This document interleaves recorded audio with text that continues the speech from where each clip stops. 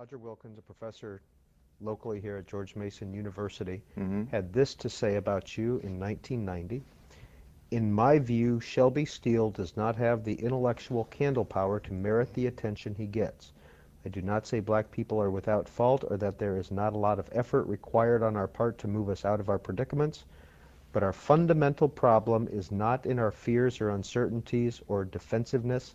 Our fundamental problem is that we live in a racist society that's tilted against us. Mr. Wilkins, like all of my critics, have only one thing to do, to go back and worship at the church of racism. They never answer any of the arguments I make or any of the criticisms I make. They just go back and say, this guy's crazy because he's not a true believer in the dream deferred. I talk about this in some detail. The idea that we are still primarily victims of racism is a religion among certain segments of the black community, particularly the black leadership, which has all of its power and all of its wealth, particularly its wealth, invested in the idea that we are victims of racism. So here comes somebody like Shelby Steele, I can name many others, who says that this is not our #1 problem, it's maybe 15th on the list of problems. I'm taking food out of their mouth, food off their table. I'm saying to whites that you're stupid, you're crazy for giving these jokers money, and I mean it. You're not getting anything from it. And one of the reasons that it's so corrupt is that when corporations give money to the NAACP, the civil rights leadership, they never even evaluate in any serious way what these organizations do. Why haven't they really made an inroad against poverty? They don't do anything but sit there and take the money. So somebody like me sort of shines a light on the whole sham, and so it's not surprising that the Roger Wilkins of the world would if people followed my line of thinking, he'd be out of work. He'd have to make an honest living. Bill Cosby committed the unpardonable sin. He looked at black people and said, you need to help yourselves. You need to stop this kind of behavior, stop this kind of behavior. You need to pay more attention to your children. You need to make sure they're raised better, that they're prepared, that you raise them in a way so they're ready to benefit from education when they go to school.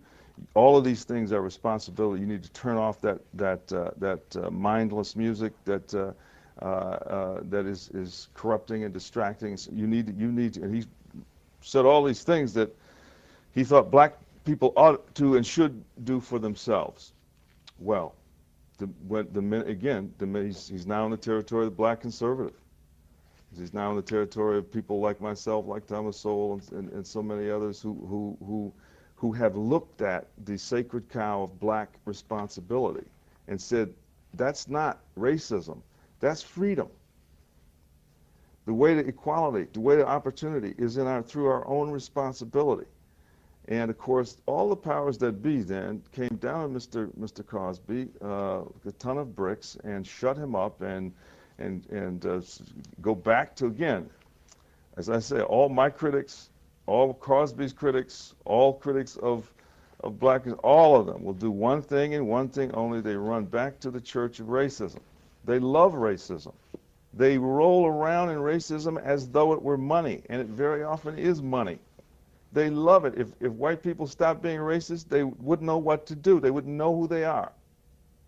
And they just absolutely adore it and cannot get enough of it. They want, if there's a racist event somewhere, they rent a jet plane and fly to it because they smell the power in it. They smell the money in it. These people love racism.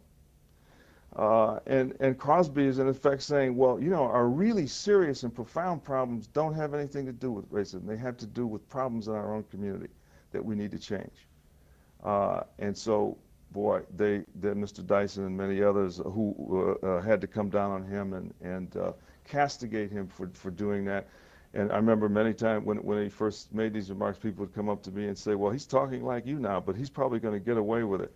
I said, well, I hope he does get away with it, but I kind of doubt it. When you've got people that are that invested in race, people do not realize how black people are terrified of freedom.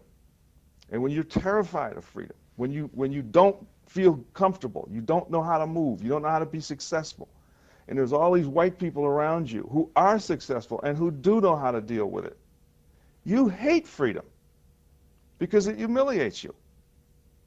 And what people like successful people like Bill Cosby saying, freedom can be seized. You can have it too. But you got to stop saying you're a victim of racism. You got to stop thinking that way. You have to begin to think like a master rather than a slave. You have to think that freedom is open to you too. This is a revolutionary idea in black America, which makes the point of how far behind we are. What I'm saying here, what Cosby's saying, what other black conservatives are saying, is not rocket science. It's just common sense applied to in a social way. Anybody can see these things. But today it is absolutely, I'm called a radical and so forth, and I am radical because most blacks still are at the altar of racism, which protects them from freedom. As long as they've got racism, as long as they can embrace it and hug it, then they don't have to be humiliated by freedom. The minute you give up racism, you will be, and you're not successful, and you don't know what to do, you're going to be humiliated by freedom. So what we're doing, the people who screamed for centuries that we wanted to be free, and finally became free, and now we have turned tail and run from it because it's humiliating. This is understandable. Every group that comes out of oppression goes through this. It's going on right now in the Islamic world. They too are running into some sort of identity madness, Islamic extremism, rather than because they don't know how to deal in freedom. They're doing exactly the same thing that we're doing. But the problem is not racism.